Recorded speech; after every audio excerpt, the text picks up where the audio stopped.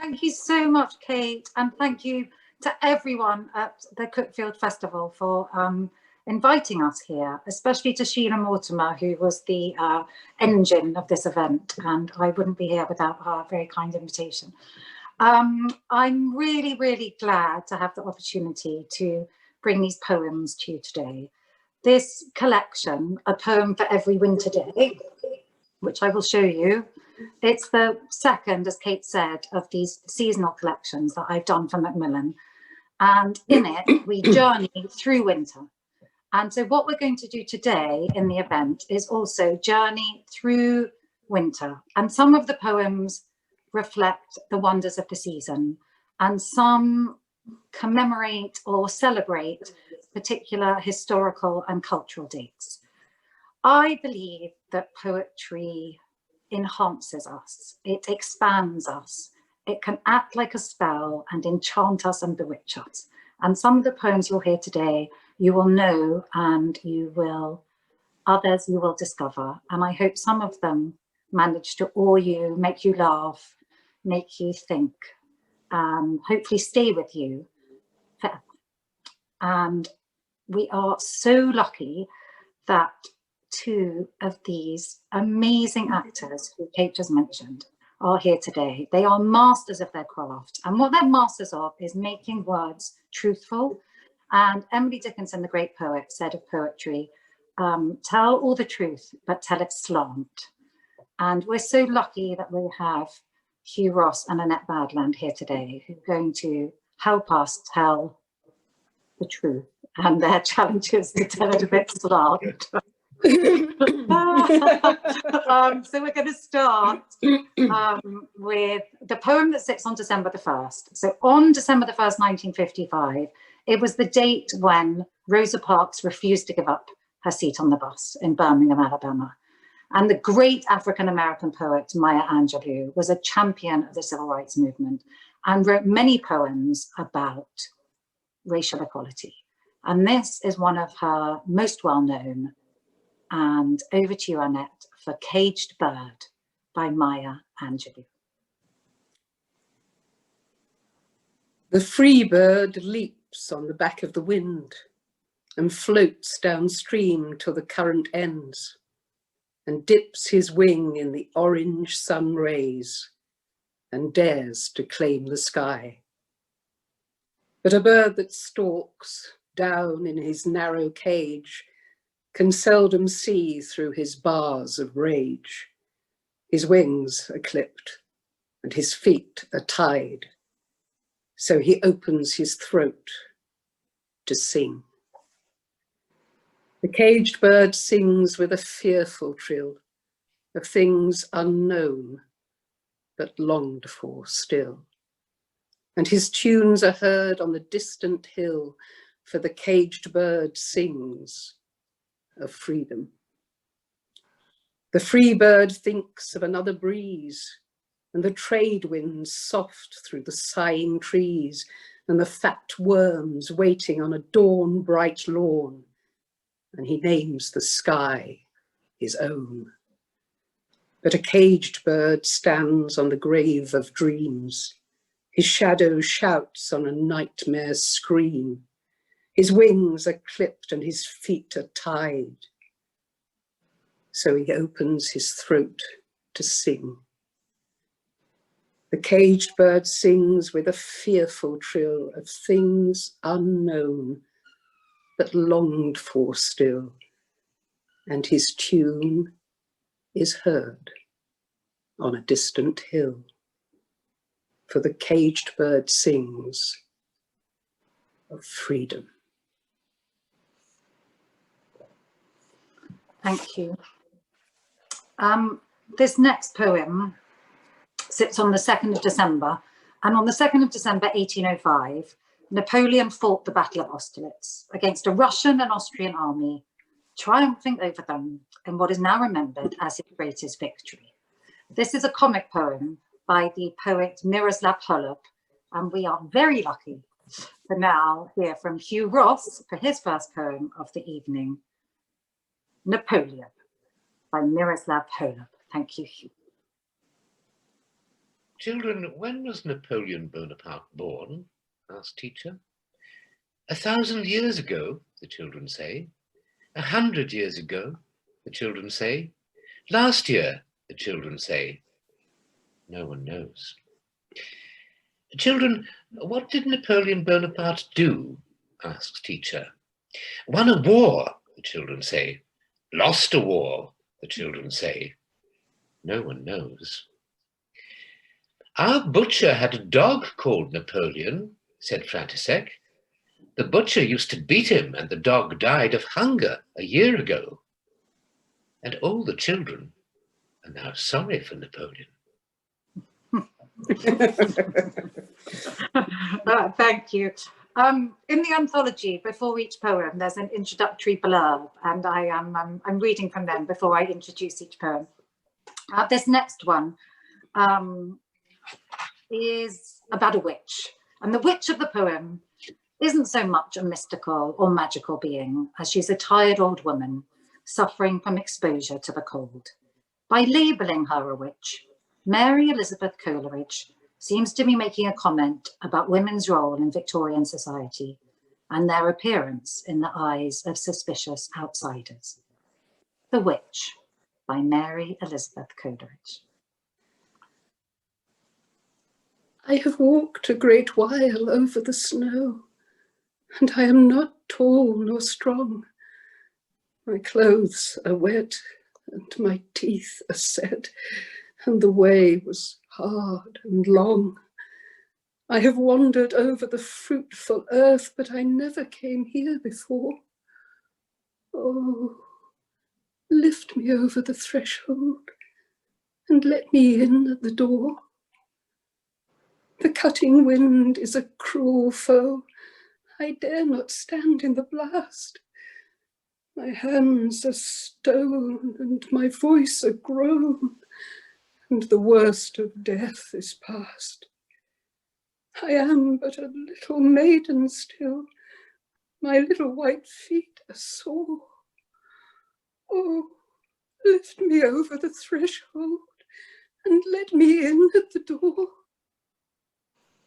Her voice was the voice that women have, who plead for their heart's desire. She came, and the quivering flame sunk and died in the fire.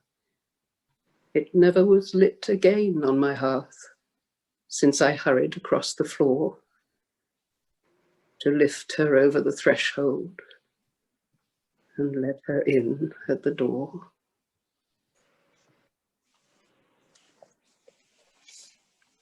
Thomas Hardy is thought of today as a novelist, and as such great works as Tess of the D'Urbervilles and Trumpet Major. But he considered himself more of a poet, and one of his most acclaimed poems, The Darkling Thrush, appears in this anthology. And like many of his poems, this one is filled with rich natural imagery. The Darkling Thrush by Thomas Hardy. I leant upon a coppice gate when frost was spectre grey, and winter's dregs made desolate the weakening eye of day. The tangled vine stems scored the sky like strings of broken lyres, and all mankind that haunted nigh had sought their household fires. The land's sharp features seemed to be the century's corpse outleant, his crypt the cloudy canopy, the wind his death lament. The ancient pulse of germ and birth was shrunken, hard and dry, and every spirit upon earth seemed fervorless as I. At once, a voice arose among the bleak twigs overhead, in a full-hearted evensong of joy illimited. An aged thrush, frail, gaunt and small, in blast-beruffled plume, had chosen thus to fling his soul upon the growing gloom. So little cause for carolings of such ecstatic sound was written on terrestrial things afar or nigh around, that I could think there trembled through his happy good night air some blessed hope whereof he knew, and I was unaware. This next poem by Patrick Kavanagh sits in the anthology in December.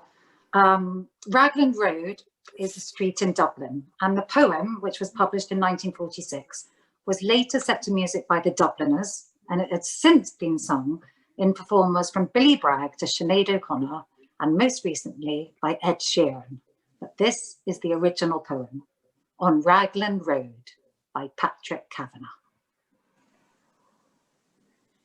On Raglan Road on an autumn day, I met her first and knew that her dark hair would weave a snare that I might one day rue. I saw the danger, yet I walked along the enchanted way, and I said, let grief be a fallen leaf at the dawning of the day. Grafton Street in November, we tripped lightly along the ledge of the deep ravine where can be seen the worth of passion's pledge. The Queen of Hearts still making tarts, and I not making hay.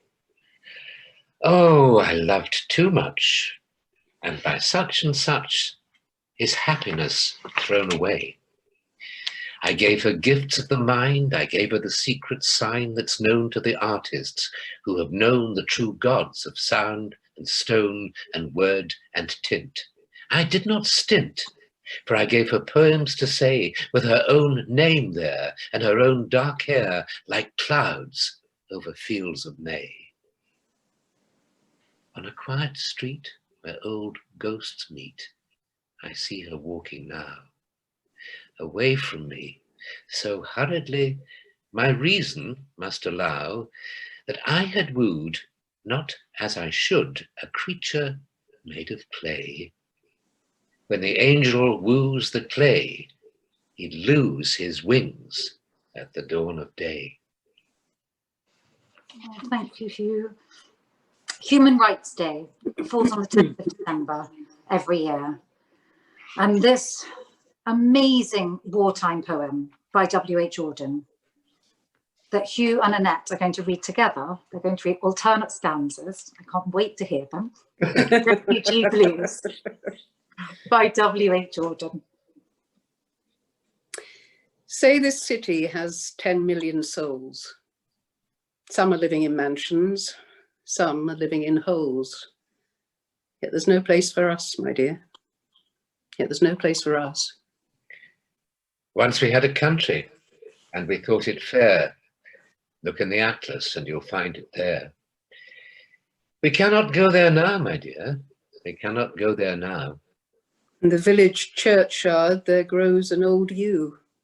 Every spring it blossoms anew. Old passports can't do that, my dear. Old passports can't do that.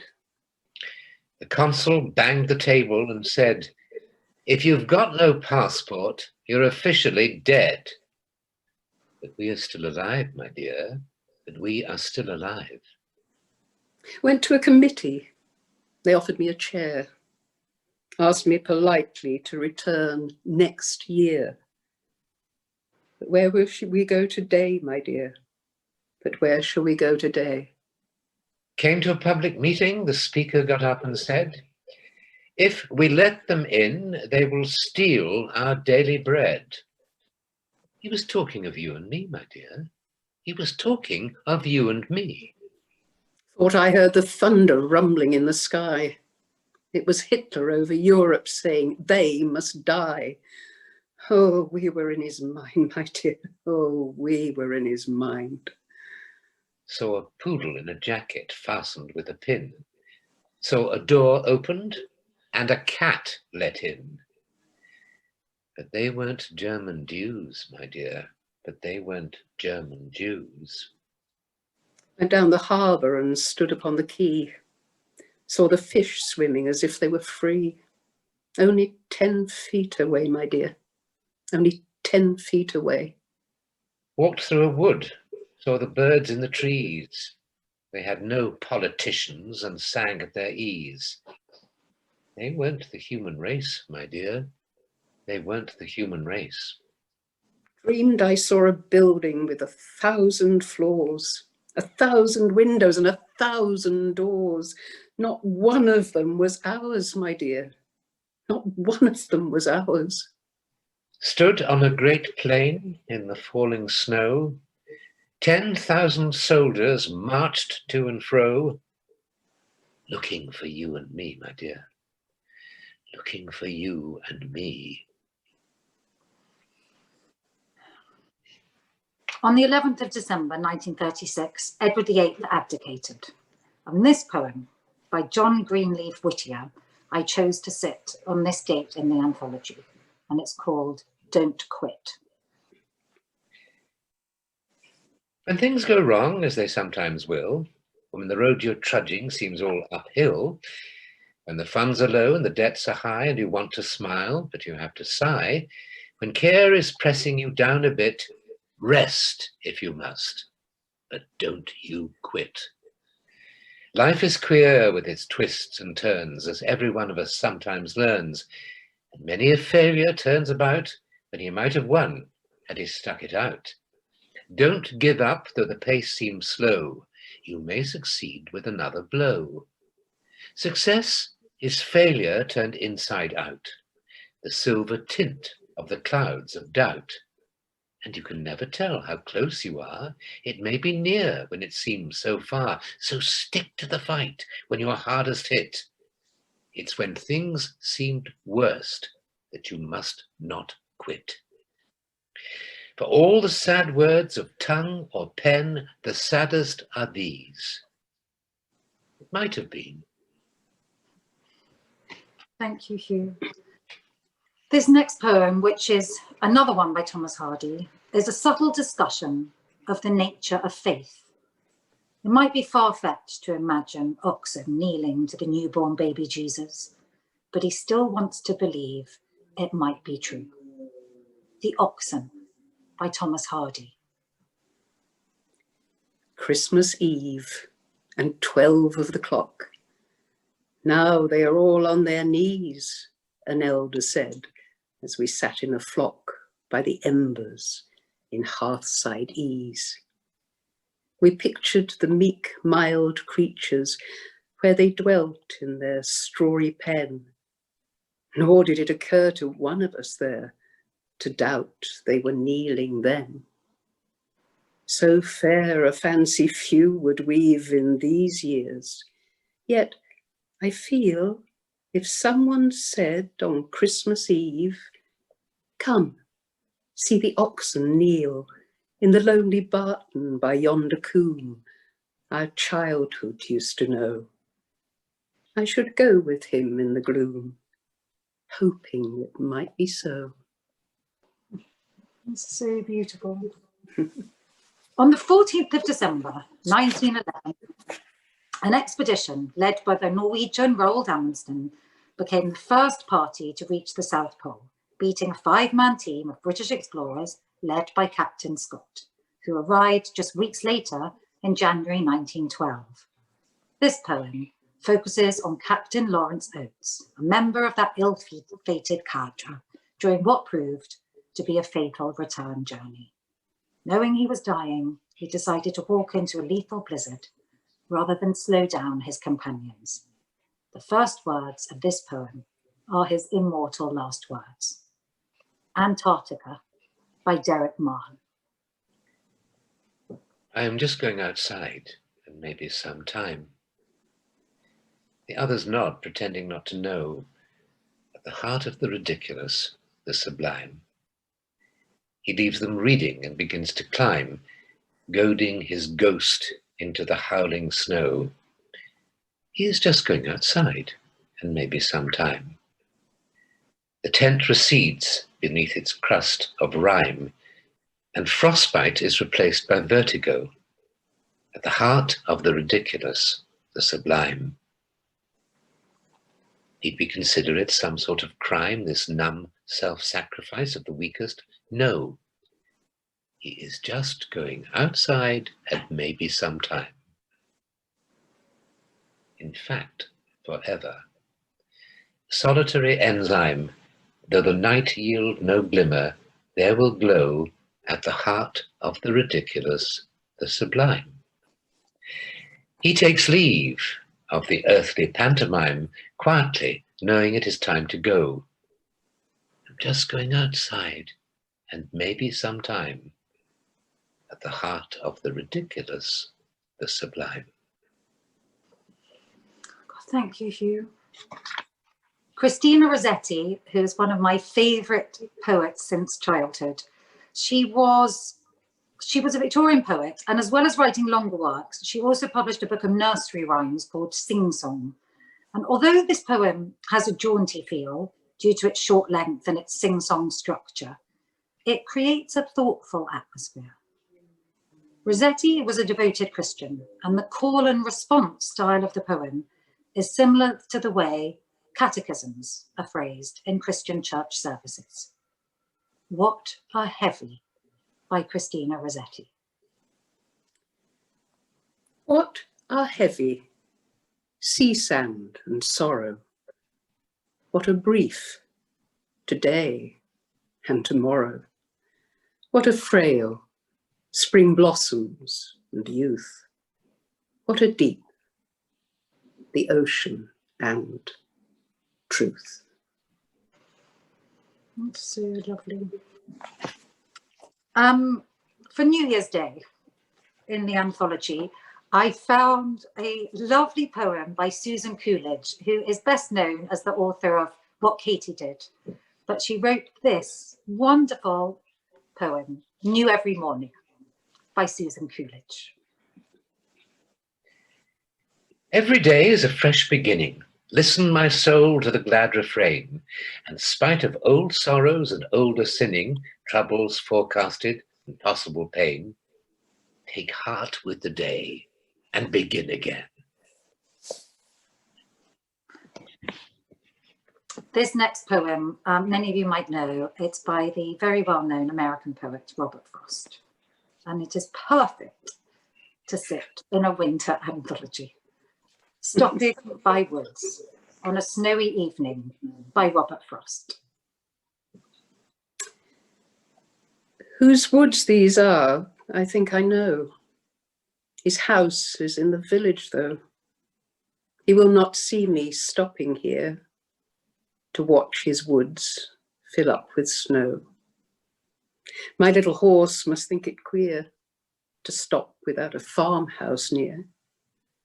Between the woods and frozen lake, the darkest evening of the year.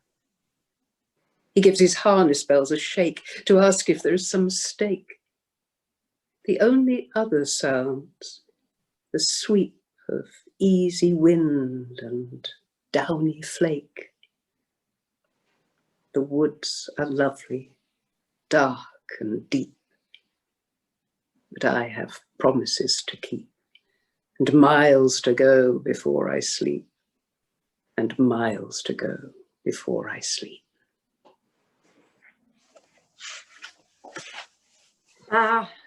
Although A.A. Milne is best known as the creator of Winnie the Pooh, outside of the world of the 100-Acre Wood, he was an accomplished poet. Explained by A.A. Milne. Elizabeth Ann said to her Nan, "Please will you tell me how God began? Somebody must have made him, so who could it be? 'Cause I want to know." And Nurse said, Well, and Anne said, "Well, I know you know, and I wish you'd tell." And Nurse took pins from her mouth and said, now then, darling, it's time for bed. Elizabeth Ann had a wonderful plan. She would run round the world till she found a man who knew exactly how God began. She got up early, she dressed and ran, trying to find an important man She ran to London and knocked at the door of the Lord High Doodlum's coach and four. "Please, sir, if there's anyone in, however and ever did God begin?" The Lord High Doodlum lay in bed, but out of the window, large and red, came the Lord High Coachman's face instead. And the Lord High Coachman laughed and said, "Well, what put that in your quaint little head?" Elizabeth Ann went home again and took from the ottoman Jennifer Jane. "Jennifer Jane," said Elizabeth Ann, "tell me at once how God began." And Jane, who didn't much care for speaking, replied in her usual way, by squeaking. What did it mean? Well, to be quite candid, I don't know, but Elizabeth Ann did. Elizabeth Ann said softly, "Oh, thank you, Jennifer. Now I know." So delightful. Within the 100-Acre Wood and the stories of Winnie the Pooh, A.A. Milne wrote some poems. And the idea for this poem came to Winnie the Pooh while he was waiting in a snowstorm for Piglet to answer his knock at the door. Jumping up and down in the cold, Pooh found that a hum came into his head. A good hum, such as is hummed hopefully to others. The More It Snows by A.A. Milne. The more it snows, Diddly-bom, the more it goes. diddly-bom, The more it goes diddly-bom, on snowing. And nobody knows diddly-bom, how cold my toes, diddly-bom, how cold my toes diddly-bom. are growing. Thank you. Born in Wales in 1593, the priest George Herbert was among the foremost poets of his day, and many of his poems mix religious imagery with inventive storytelling. In this poem, Herbert narrates the story of God creating humans. God gives all of his gifts to man except one, rest. We have to be like a pulley, sending love up to God and not just pulling it down to earth. The Pulley by George Herbert. When God had first made man, having a glass of blessings standing by, "Let us," said he, "pour on him all we can, that the world's riches which dispersed lie contract into a span." So strength first made a way, then beauty flowed, then wisdom, honor, pleasure. When almost all was out, God made a stay, perceiving that alone of all his treasure, rest in the bottom lay. "For if I should," said he, "bestow this jewel also on my creature, he would adore my gifts instead of me, and rest in nature, not the God of nature, so both should losers be. Yet let him keep the rest, but keep them with repining restlessness. Let him be rich and weary, that at least if goodness meet him not, yet weariness may toss him to my breast." The word epistolary describes a kind of literature formed of a letter or letters, like this poem by the great American poet Elizabeth Bishop. It's an ancient literary technique appearing in the poetry of Ovid, making up some of the books of the Bible, the epistles, and forming the narrative framework, of course, for novels including Frankenstein and Dracula. Letter to New York by Elizabeth Bishop.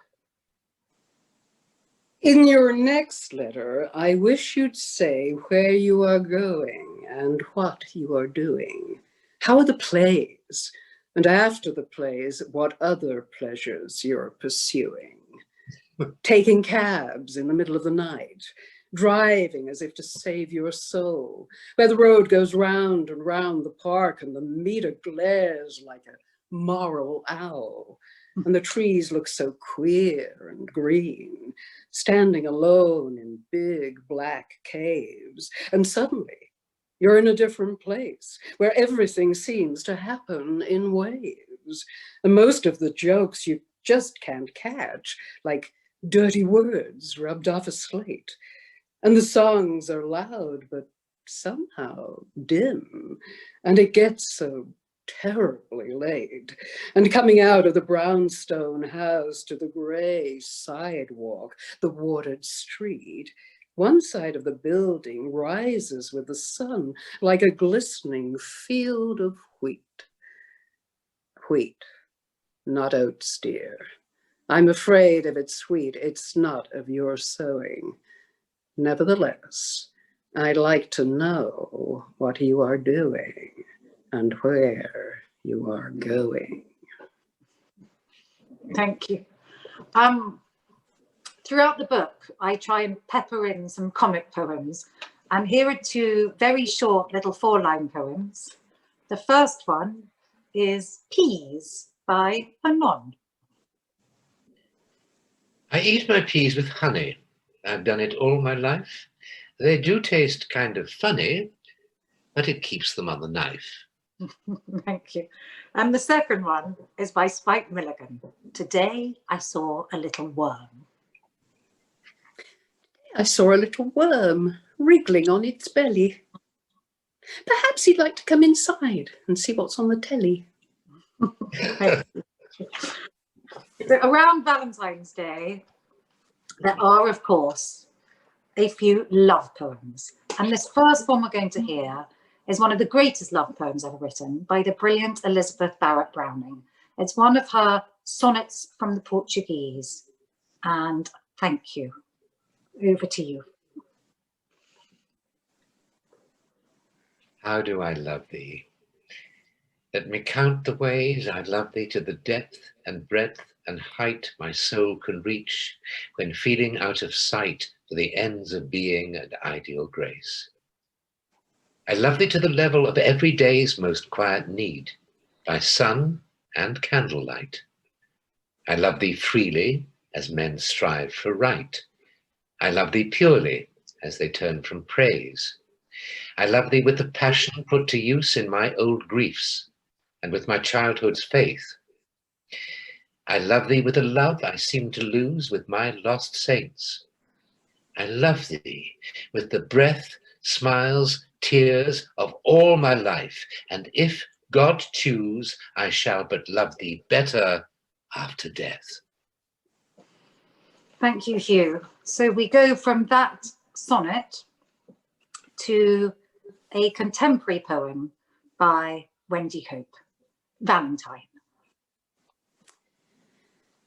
My heart has made its mind up, and I'm afraid it's you. Whatever you've got lined up, my heart has made its mind up, and if you can't be signed up this year, next year will do. My heart has made its mind up, and I'm afraid it's you. And this next poem, which I'm sure you'll all know, is wonderfully romantic. It's written in a lowland Scots dialect, and hence the appearance of words like gang instead of go. A Red, Red Rose by Robert Burns. Oh, my love's like a red, red rose that's newly sprung in June. Oh, my love's like the melody that's sweetly played in tune. As fair art thou, my bonny lass, so deep in love am I. And I will love thee still, my dear, till all the seas gang dry. Till all the seas gang dry, my dear, and the rocks melt with the sun. And I will love thee still, my dear, while the sands of life shall run. And fare thee weel, my only love, and fare thee weel a while.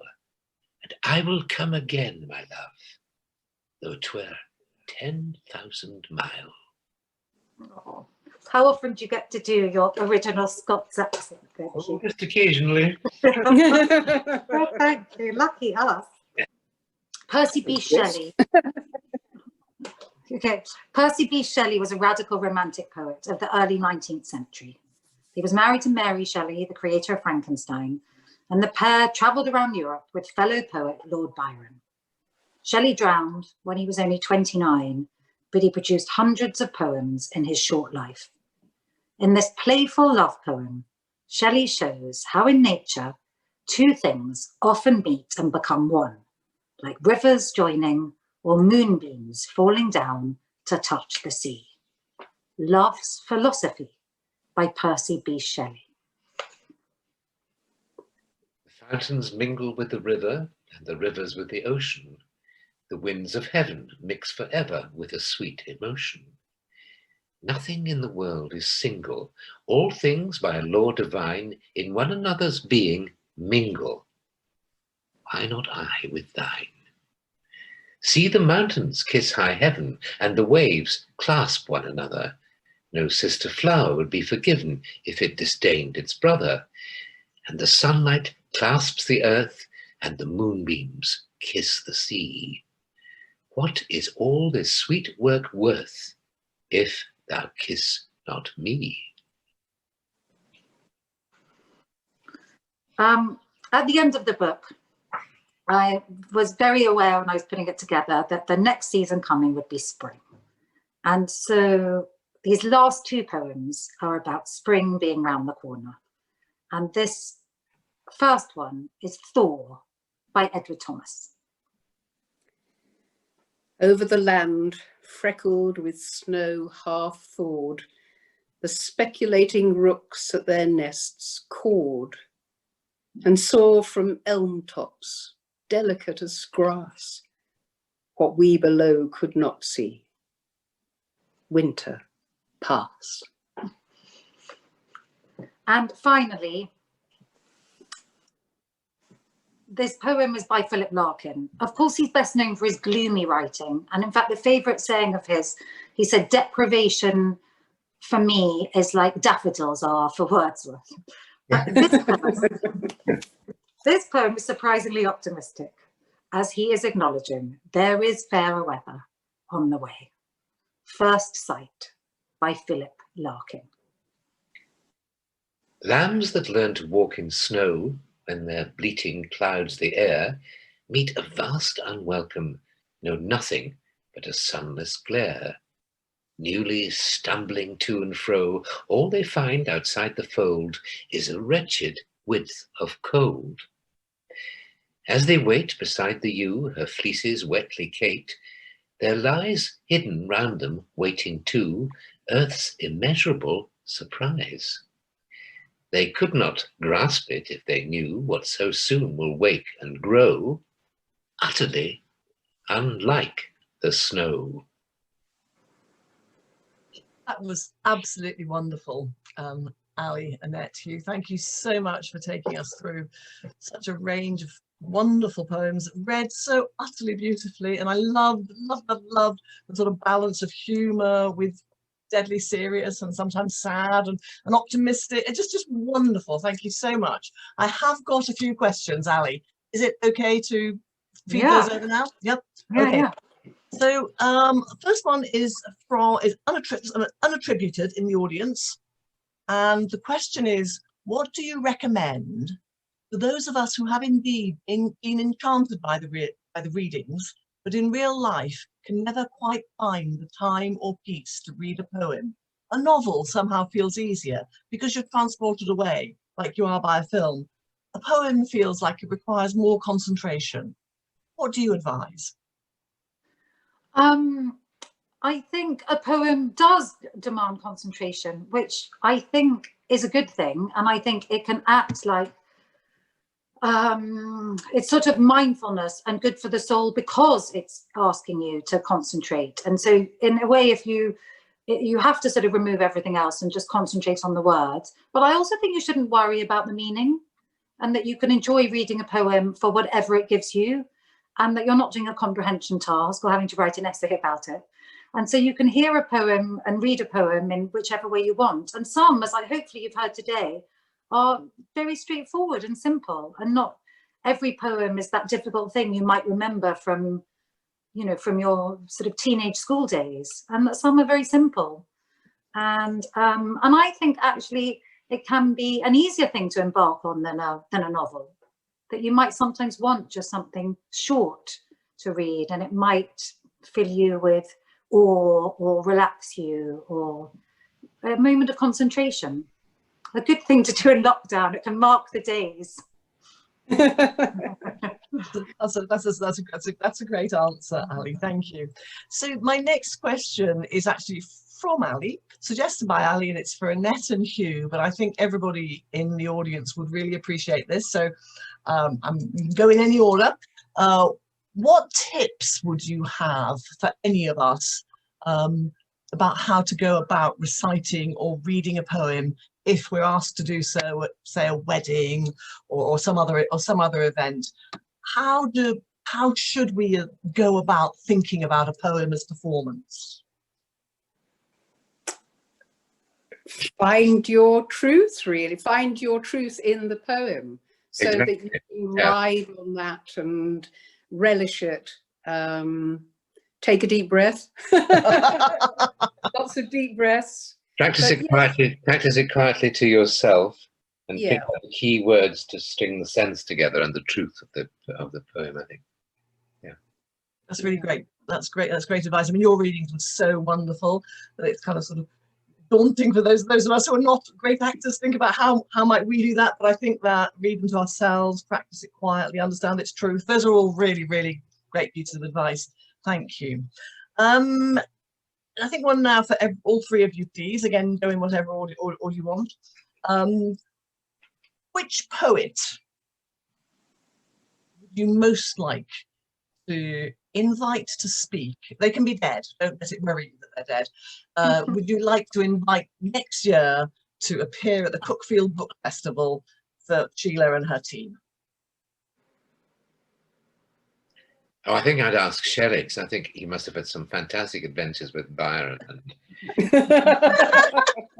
I think it would be really, really interesting and entertaining. Excellent. So from Hugh we have Shelley. Yeah. Annette, who would you suggest invites next year? Shakespeare or Simon Armitage, I think. Ooh, that's interesting. So I don't know. I think Shakespeare's probably self-evident. Why particularly would the Cuckfield Book Festival really like having Simon Armitage next year? He's that's real, actually. Yes, he's got so much to say about where we are at the moment, and I think he taps into how we are as human beings. And again, he's a plain speaker. He's not, there are no frills and furbelows. He is down the line, and I think he's well deserves to be Poet Laureate. His poem this week at the grave of the unknown soldier was a spine-tingling experience. If anybody hasn't heard it, I really, really find it on BBC iPlayer. It's mesmerising and spine-chilling and moving and quite extraordinary. Thank you, Annette. And finally, Allie, who should Sheila approach next year? I mean, they can be dead. Don't let it worry you. Well, I do have different favourites, but actually when Hugh said Shelley, I sort of thought, well, Byron, who of course was he was sort of famously known as mad, bad and dangerous to know, so he might be a bit more fun. But I think Simon Armitage is a really good idea. And actually I really recommend some of his books of poems. There's one called Matches, which is particularly brilliant. And like Annette said, they're really accessible and incredibly powerful. And I agree, such a good choice for Poet Laureate, and he seems to just be embracing it. And I think we have a really good 10 years with him. Fantastic. We're Fantastic. lucky. So how could another question come in from the audience? This has come in from Kirsten Allen in the audience, and she asks or says, poetry raises so many emotions, from laughter to tears. I'm going to ask Allie, I think, which poem in the book moved you the most in either way? I think Larkin can move me to tears. I think that Auden poem, Refugee Blues, actually gets me every time, and especially hearing Annette and Hugh, read it out loud. I mean, it felt like actually a sort of piece of theatre. It was so believable, and with the voices, and it just, I think a poem can do what lots of great literature can do, but you can put you in someone else's shoes. And I really felt for that refugee couple, especially how they read it today. So that poem's sort of up there for me as a poem that really, really moves me, transports me. Hugh or Annette, any poem that moved you either to laughter or to tears? Well, Spike Milligan. Yes, and peas. I liked peas. Gets the laughter. The tick for laughter. Peas and Spike were delightful and very, very laughter inducing. Allie, I've got a question here from Jill Lester in the audience, and she is asking a question about process around anthologizing. And she says, did you start from the date and its events, or from the poems and the poets, or a bit of each? That's such a good question. It was like a giant puzzle. I did look at the dates first and think, what do I definitely want to mark? So the easy ones would be Christmas Day, or there's Diwali and Hanukkah, New Year's Day, Hogmanay. And then there were some, you know, important dates I wanted to include, like the date Rosa Parks refused to give up her seat on the bus. But there were also some poems as well that I wanted to make sure I got in. So the great poems around Christmas and great poems around winter. So it was a bit of both. And it was, and then it was like a puzzle. And you want to put in some humor, some, and from all around the world, diverse, by women. So there were lots of things in the mix. But it was very enjoyable. That sometimes the job would be sort of literary and academic research, and then sometimes it would be almost mathematical, trying to fit it all into this chart. So actually, I really liked the variety of it all. It sounds like a Rubik's Cube almost. Yeah. But I think what you've produced is absolutely wonderful. So it's a Rubik's Cube that has absolute integrity. So well done balancing all of that. Thank you. So I've got a question come in from Sheila Mortimer, which is, what gave you the idea of assembling these anthologies? And I don't know if she means the seasonal ones or starting right back with the first anthology. Perhaps you could give us an idea on both. Yes, I think I'd made these this app, the Love Book app, and before one called If Poems, and then there's a publisher from Macmillan took me out for lunch, who I'd met at this poetry summit, which is a summit that we meet sort of biannually to help champion poetry. Because as you all know, poetry needs quite a lot of help because it doesn't get as much attention as many of the other art forms anymore. And it was sort of over this lunch where we were sort of hammering out ideas of how to do an anthology. And I'm not entirely sure how we came up with it. And the first one was a poem for every night of the year. Yeah, lovely. Yeah, it was really fun to do. So, I mean, and many of the poems were skewed towards nighttime, so something consoling to read, but they might have been there for different reasons. So yeah, it was a really good idea that I think was probably Gabby Morgan's at the lunch more than mine, but I don't really quite remember. But it's been amazing publishers to work with. Yeah, that sounds like sort of publisher anthologizer, publisher author at its best, where it's sort of I spent my working background was many decades as a publisher, and it's great to hear about that sort of that creative enterprise really working. I've got a question here from Andrew Ford. What poem or poet didn't make it into the winter anthology that you would have really liked to have included? Who was on the kind of, you know, if there'd been one more day?